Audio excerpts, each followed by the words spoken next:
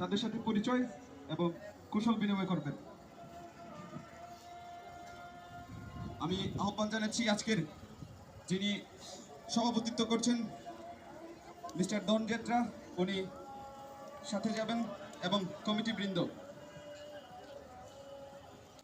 ধন্যবাদ দেই বাগাচাষ নেতৃবৃন্দদেরকে। একটা সুন্দর খেলার আয়োজন করেছে, সেই সুন্দর খেলাটা আমরা সকলেই এখানে উপভোগ করেছি, খেলা দেখেছি। এটা ছিল ফাইনাল খেলার দিনে এখানে ছিল হাওলাঘাট মরিয়মনগর এবং মমিনপুর দরাতি খেলা। এখন কমিটির যারা আছেন তারা কৌশল বিনিময় করতেছেন সমস্ত খেলোয়াড়দের সাথে। একটি সুন্দর খেলা এখানে আয়োজন করেছেন, খুব ভালো লেগেছে। আমরা অনেকেই খেলাগুলো দেখেছি। এভাবেই আমাদের যারা বিভিন্ন কর্মকর্তারা আছেন, ক্রিয়ার সাথে যুক্ত আছেন, তারা যদি এরকম সুন্দর সুন্দর খেলা, আমাদের এরকম সুন্দর সুন্দর অনুষ্ঠান আয়োজন করে অনেক ভালো হয়। আমরা যারা ঢাকা শহরে বসবাস করি, আমরা একঘেয়েমি হয়ে থাকি, সকলেই চাকরিজীবী, নানান ব্যস্ততা, পড়ালেখার ব্যস্ততায় থাকে, বিভিন্ন কাজকর্মে ব্যস্ততা থাকার কারণে একটা আনন্দ মিলন মেলা হয় না।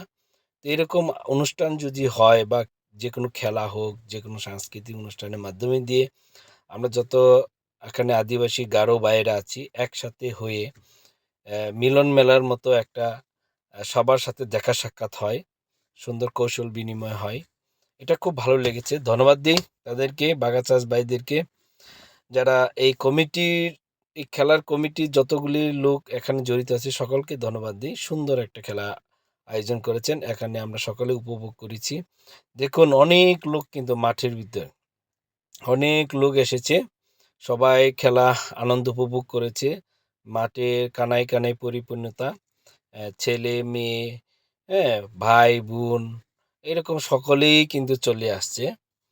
আমাদের বোনেরাও কিন্তু চলে আসছে, মান্দি মেয়েরাও আসছে, সকলেই এখানে এসে আনন্দ উপভোগ করেছে।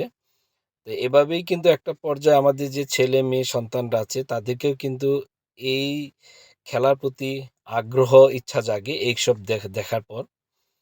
খুব ভালো লাগলো অনেক। আর সবচেয়ে বড় হচ্ছে খেলাটাও অনেক সুন্দর খেলা আয়োজন হয়েছে। দেখতে পাচ্ছি আমরা অনেক লোক এখানে আছে।